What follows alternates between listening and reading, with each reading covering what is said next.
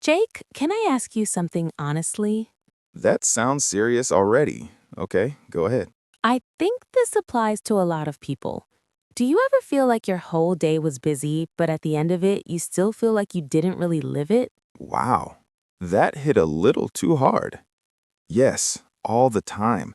I do a lot of things, answer messages, check apps, finish tasks, but somehow it feels empty. Exactly. And that's what confuses so many people today. Life is supposed to be easier now. We have machines, apps, reminders, everything is faster. Yeah, we don't even have to leave the house for food anymore. You tap your phone and boom, dinner arrives. Right. But then why do we still feel so rushed and tired? I think because we didn't just save time, we filled it again with more things. That's a very honest answer. It's like we removed one type of effort but added 10 new types of noise. Exactly. And not just physical work, but mental work. My brain feels busy even when my body is not. Let me ask you another question. When does your day really begin? Easy. Morning, when I wake up. Are you sure? Wait, that sounds like a trick question. Maybe it is. What if your day actually begins the night before? Okay, explain that. Think about it. If you sleep late, scroll too much, or go to bed stressed, how does your morning feel? Terrible. I wake up tired, already behind, already irritated. Exactly. So the morning is not the problem. It's often just the result of how the night ended. That makes so much sense. I always blame my mornings, but maybe I should fix my nights. Let's talk about something else. What do you think drains people the most during the day?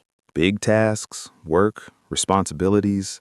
Sometimes yes, but not always. Sometimes it's the small things. Small things? Like what? Tiny, unfinished tasks. A message you didn't reply to, a call you didn't make, a small decision you keep delaying. Oh no, don't remind me. I had one email I kept avoiding for 3 days. And how did it feel? Like I was preparing a speech for the president. It became bigger in my head than it really was. Exactly, that's the problem. The task stays small, but the mental weight grows. So what's the solution? Just do everything immediately? Not everything, but close small loops quickly before they start following you around. I like that phrase, close small loops. It feels satisfying. Now, let me ask you something deeper. Do you think people are actually tired from work or from something else?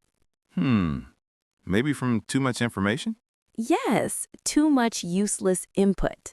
That is so true. I check one thing, then another, then suddenly I've opened 5 apps and forgotten why I started. And your mind becomes crowded. Yeah, like too many tabs open in a browser. Exactly. And not everything deserves space in your mind. That's a powerful thought. We are not just busy, we are mentally crowded. Yes, and when your mind is crowded, even simple things feel heavy. Okay, let me ask you something. Why do people keep pushing themselves all the time? Because they think being busy means being important. Oof, that hurts. And sometimes it's true. People cling to busyness because it makes them feel needed. But it also makes them exhausted. Exactly. And when you never pause, your body eventually forces you to stop. Yeah, I've had days where even a simple question like, what do you want to eat, feels stressful. That's not laziness, that's exhaustion. Wow, I never thought of it that way. Let's talk about time versus energy. Which one do you think is more important? Time, obviously. Are you sure? Wait, now I'm not sure. Think about it. If you have free time but no energy, can you use that time well? No, I just scroll or lie down. Exactly. So energy is what makes time useful. That explains a lot. Sometimes I have free time, but I feel too drained to do anything meaningful. That's because your energy is out of sync with your schedule. Okay, I have a question. Are all hours of the day equal? Definitely not. Same. Some hours I feel sharp and focused. Other hours I feel like my brain is half asleep. And yet, people often waste their best hours on unimportant things. Guilty. I use my most focused time checking messages. That's why it's important to protect your golden hours. Golden hours. I like that. Sounds valuable. Because they are. That's when your best thinking happens. Let me ask you something uncomfortable. Why is it so hard to say no? Because people are afraid. Afraid of what?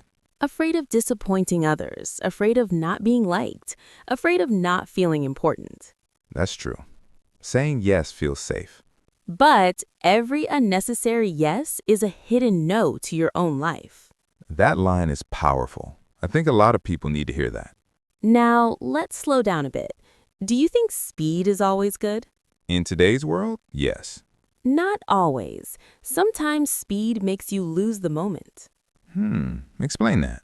When everything is fast, you stop noticing details, and details are where life is felt. That's deep. So if we slow down, we feel more. Exactly. A slow walk, a quiet meal, a real conversation, these things bring you back to life. But people say slowing down is wasting time. It's the opposite. Slowing down is how you stop losing your life in small pieces. Wow, this conversation feels like therapy. Maybe a little. Okay, final question. What is the real goal of managing time? Not to become more productive. Really? Yes, the real goal is to become more conscious. That sounds simple, but powerful. Because it is. It's not about doing more, it's about losing less of yourself in the process. So it's not about a perfect routine, No, it's about a sustainable life. meaning something you can continue even on a messy day? Exactly. If you had to give one final message to listeners, what would it be? Your goal is not a fuller schedule. Your goal is a fuller life. That's beautiful. And you? I'd say maybe stop trying to control every minute and start paying attention to how your life actually feels. That's a perfect ending. Yeah, I think we needed this conversation as much as the listeners did.